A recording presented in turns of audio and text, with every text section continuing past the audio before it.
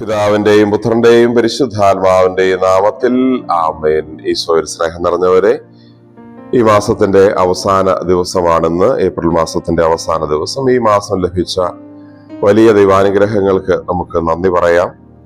പ്രത്യേകിച്ച് ദൈവം നമുക്ക് വിശുദ്ധ കാലത്തിലൂടെ നമ്മളെ കടത്തിവിടുകയായിരുന്നു. ഈശോയുടെ ഉയർപ്പിന്റെ സന്തോഷത്തിലൂടെ നമ്മൾ കടന്നുപോയ ഒരു കാലം. ദൈവത്തിന് നമുക്ക് നന്ദി പറയാം.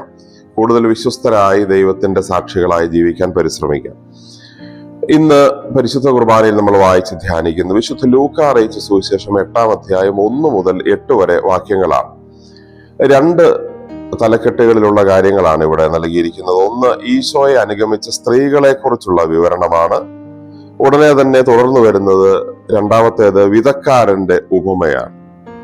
ഇത് രണ്ടും വ്യത്യസ്തമായ കാര്യങ്ങളായി തോന്നുമെങ്കിലും ആന്തരികമായ അർത്ഥത്തിൽ ഇത് ഏറെ സാമ്യമുള്ള അല്ലെങ്കിൽ ചേർന്നു പോകുന്ന കാര്യങ്ങളാണ് നമുക്ക് മനസ്സിലാക്കാം.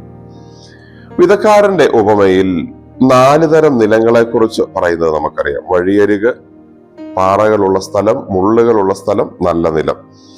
അതിൽ 3 തരം നിലങ്ങൾ നന്നാക്കി എടുത്താൽ വിത്ത് വിതയ്ക്കാൻ അനുയോജ്യമാക്കി മാറ്റാവുന്ന സ്ഥലങ്ങളാണ് ആദ്യത്തെ 3 സ്ഥലങ്ങൾ. ഒരുപക്ഷെ ഇപ്പോൾ നല്ല നിലമെന്ന് പറയുന്ന 4-ാമത്തെ നിലവും ഇതുപോലെയൊക്കെ ആയിരുന്നത് നന്നാക്കി എടുത്തതാവാം. അവിടെ നിന്ന് വഴിയരികെ പോലെ ഉറച്ചുപോയത് കൊത്തി ഇളക്കി അതിന് മാർദ്ദവം വരുത്തി കാണും. അതിലുണ്ടായിരുന്ന കല്ലുകൾ എടുത്ത് കളഞ്ഞു കാണും. അതിലുണ്ടായിരുന്ന മുള്ളുകൾ പറിച്ചു കളഞ്ഞു കാണും. അങ്ങനെ അത് നല്ല നിലമാക്കി മാറ്റിയതാണ്. ഈ സുവിശേഷ ഭാഗത്തിന്റെ ഇന്നത്തെ തിരുവചനത്തിന്റെ ആദ്യ ഭാഗത്ത് പറയുന്ന ഈശോയെ അനുഗമിച്ച സ്ത്രീകളെ കുറിച്ചുള്ള വിവരണം ആത്മീയമായി അല്ലെങ്കിൽ ധ്യാനാത്മകമായി വായിച്ചാൽ നമുക്ക് മനസ്സിലാകുന്ന ഒരു കാര്യം, ഈശോയെ അനുഗമിച്ച ഈ സ്ത്രീകളുടെ പേരുകൾ പറയുന്നത് ശ്രദ്ധിച്ചാൽ ആ രീതിയിൽ ഒരുപക്ഷെ മോശമായിരുന്ന സാഹചര്യങ്ങളിൽ നിന്ന് ഈശോ എന്ന വിത്തിനെ സ്വീകരിക്കുന്ന സാഹചര്യങ്ങളിലേക്ക് ഒരുക്കപ്പെട്ടു കൊണ്ടുവന്ന ആളുകൾ എന്ന രീതിയിലാണ് നമ്മൾ അവരെ മനസ്സിലാക്കുന്നത്. ആദ്യം പറയുന്നത് അശുദ്ധാത്മാക്കൾ വിട്ടുപോയ ആളുകൾ, തിന്മകളിൽ നിന്ന് വിട്ടുപോയ ആളുകൾ.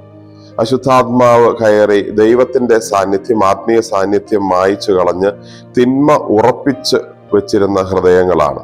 വഴിയരികിൽ ആളുകൾ നടന്ന് ഉറച്ചുപോയ സ്ഥലങ്ങൾ പോലെ ആയിരുന്ന ഹൃദയമുണ്ടായിരുന്ന അശുദ്ധാത്മാക്കൾ ബാധിച്ച സ്ത്രീകൾ ഈശോയെ സ്വീകരിക്കുന്നതിലേക്ക് ഒരുക്കപ്പെട്ടിരിക്കുന്നു. രണ്ടാമത്തേത് പറയുന്നത് 7 ദുഷ്ടാത്മാക്കൾ വിട്ടുപോയ മഗ്ദലേന മറിയം. ഒരുപക്ഷെ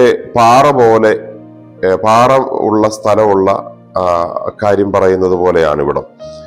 7 ദുഷ്ടാത്മാക്കൾ കല്ലുപോലെ പാറ പോലെ ഉറച്ചു കിടന്നപ്പോൾ അതുവരെ അവളിൽ ദൈവവചനം കയറിയിരുന്നില്ല. പക്ഷെ പിന്നീട് അവൾ ഈശോയെ സ്വീകരിക്കത്തക്ക രീതിയിൽ തന്റെ ഹൃദയം ഒരുക്കുന്നു. മൂന്നാമത് പറയുന്നത് ഹെറോദേസിന്റെ കാര്യസ്ഥനായ കൂസായുടെ ഭാര്യ യോവന്നായും പിന്നീട് അവളുടെ സുഹൃത്തായ സൂസന്നയും. അവര് ഹെറോദേസിന്റെ കൊട്ടാരത്തിൽ സുഖത്തിൽ, സമ്പന്നതയിൽ, അതുപോലെ പണത്തിന്റെ കാര്യത്തിലൊക്കെ സുഖലോലുപരായി ജീവിച്ചവരാണ്.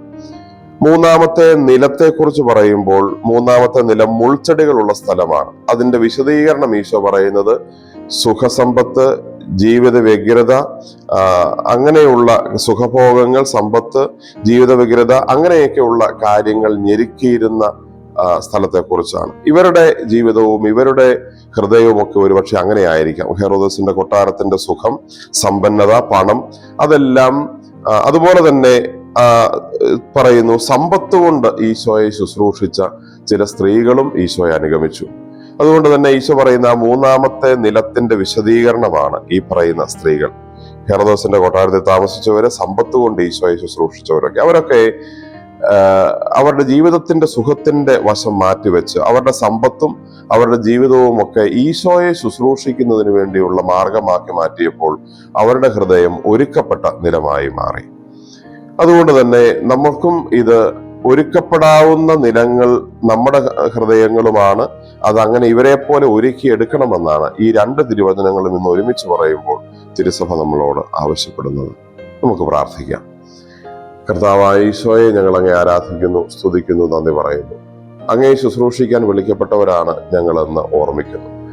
ഞങ്ങളുടെ ജീവിതത്തിൽ മറ്റ് കാര്യങ്ങളുടെ സ്വാധീനം, മറ്റ് ചിന്താഗതികൾ, തിന്മയുടെ സ്വാധീനം, പാപ സാഹചര്യങ്ങൾ, അതുപോലെ ജീവിത വ്യഗ്രതയുടെ, സുഖത്തിന്റെ, സമ്പത്തിന്റെ, പണത്തിന്റെ, സ്ഥാനമാനങ്ങളുടെ ഒക്കെ കാര്യങ്ങളൊക്കെ മുള്ളുകൾക്കൊക്കെ പോലെ ഞങ്ങളുടെ ഹൃദയങ്ങളെ ഞെരുക്കുമ്പോൾ അതെല്ലാം മാറ്റി നല്ല നിലം പോലെ ഒരുക്കി അങ്ങയെ ശുശ്രൂഷിക്കുന്നവരും സ്വീകരിക്കുന്നവരുമാകുവാൻ ഞങ്ങളെ അനുഗ്രഹിക്കണമേ. അങ്ങയുടെ വചനത്തിന്റെ വിത്ത് കൂടുതൽ ഞങ്ങളുടെ ഹൃദയത്തിൽ വിതയ്ക്കപ്പെടാനും അത് വളരാനും ഇടയാകട്ടെ.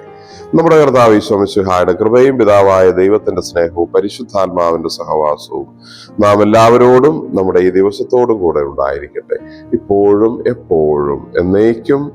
ആമേൻ. ഈശോ മിശിഹായ്ക്ക് സ്തുതിയായിരിക്കട്ടെ.